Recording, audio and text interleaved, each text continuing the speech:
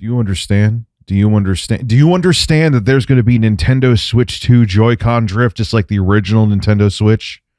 Nothing's changed. Nothing. Nothing's changed. Not a thing. Absolutely nothing's changed. Nothing.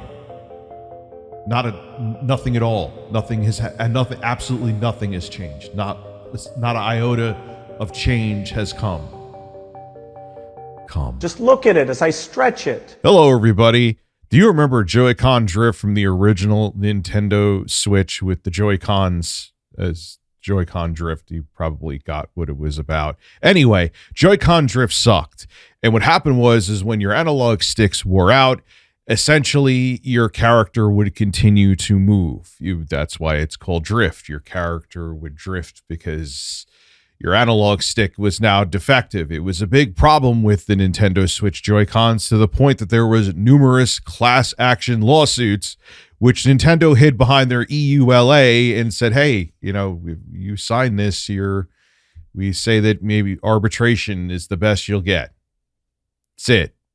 We'll work something out with you behind the scenes and not keep it public.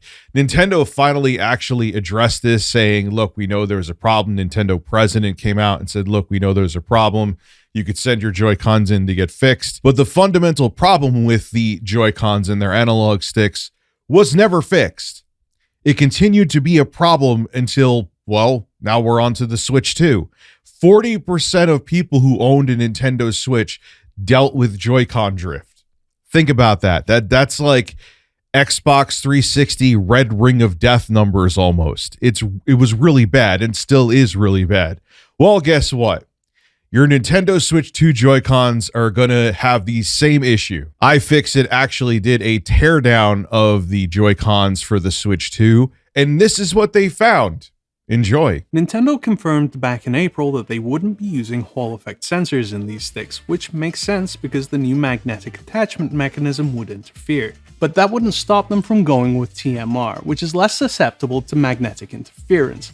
But whatever tech they use, joysticks are high-wear components, which makes them high priority for repairability. Turning the Joy-Con back over, I can unclip the housing from the orange bracket underneath the mainboard and release the stick.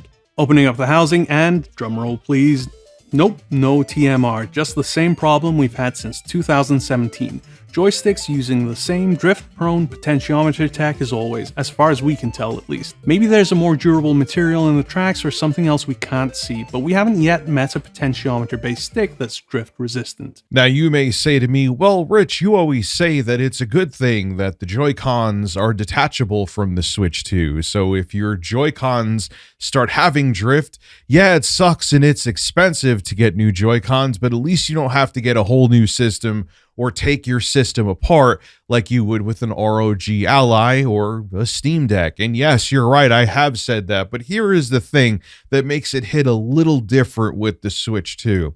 How much are the Joy-Cons for the Switch 2? They're teetering on about $100. How much was your Switch 2 if you didn't get the Mario Kart bundle? $450? If you got the Mario Kart World bundle, $500? Think about that real hard.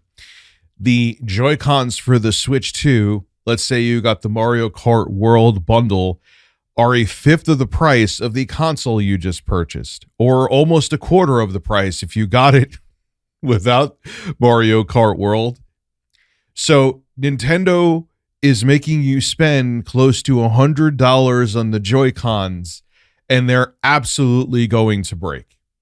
It's 100% that they're going to have Joy-Con drift. 40%, they're using the same tech. iFixit showed it to you. It's not even different. So unless there's something that Nintendo fixed with the Joy-Cons in the Switch 2 that maybe you're not seeing at the surface level and maybe some engineer behind the scenes can explain it, there's going to be drift again. And unless it's Hall sensors, it's all but guaranteed, no matter what quality the analog sticks are, that Joy-Con drift is going to become a thing. So here, what bothers me too is that, look, I've defended the price of the Switch in terms of the features and the specs that you're getting essentially since the beginning.